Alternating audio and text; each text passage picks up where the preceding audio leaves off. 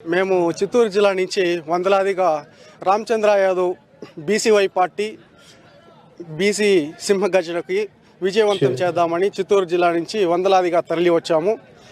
మా ముఖ్య ఉద్దేశం ఏమంటే బీసీలకు రక్షణ చట్టం, బీసీ రిజర్వేషన్, బీసీలకు రాజధానిలో 1000 ఎకరాలు కేటాయించాలని ప్రభుత్వాన్ని నిలదీయడానికి రామచంద్రన్న గారితో కలిసి పోరాడాలని ఈ సభకు విచ్చేసాము.